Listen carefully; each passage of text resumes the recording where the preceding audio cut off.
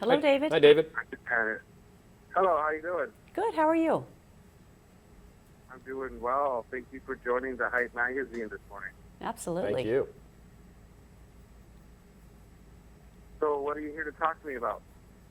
Well, we are spreading the word about how important it is to prepare today for disaster, because when disaster strikes, that's too late. You usually do not have any time to think if something were to occur. So you really need to be ready, and not just for you and the human family members that you have, but also for your animal family members.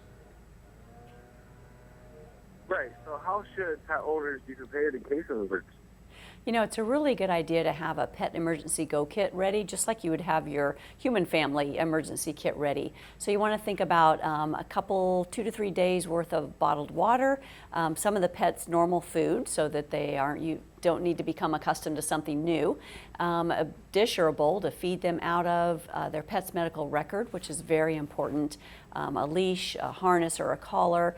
And then it's always great to have like a toy or a favorite blanket, something that the pet's familiar with that can comfort them if they're anxious or frightened as well. Right. That makes a lot of sense. What should pet owners keep in their pet emergency go kit? Those are some really good things to eat. But what kind of emergency should pet owners be prepared for? Well, it depends on where you live, but so here in Florida, people typically think of hurricanes, but we also must be prepared here for wildfires. In the Midwest, it's tornadoes. Northeast, you have blizzards, ice storms. It could be man-made disaster. There could be a chemical spill nearby your house. So regardless of the type of disaster that you might be faced with, again, it's really important that you prepare yourself, and everything that we're sharing with people today will allow you to prepare for any of those types of disasters. Absolutely. How can local animal shelters help families prepare for or respond to an emergency so that their pet is taken care of during a crisis? Sure. Well, before a disaster strikes, it's really important to make sure you have proper identification with your animals. So we encourage people to have collar tags with contact information, as well as microchips, which can be available at your local shelters and particularly at your local veterinary offices.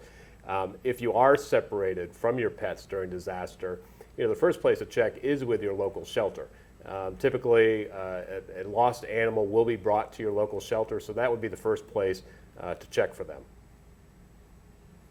And finally, where can our viewers at the Hype magazine go for more information?